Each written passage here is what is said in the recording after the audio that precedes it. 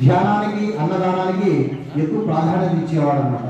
ఎప్పుడు ధ్యానం చేయాలి, అన్నదానం చేయాలి అనేటువంటి ఎప్పుడు చెప్పేవాళ్ళు. ఇవరకు విషయాలు ఇంకా కొన్ని విషయాలు తెలుసుకున్నాం. లోపలికి వెళ్ళి వాళ్ళు ఆ యొక్క కిరీట ధారణ చేయవలసిందిగా కోరుచున్నాం.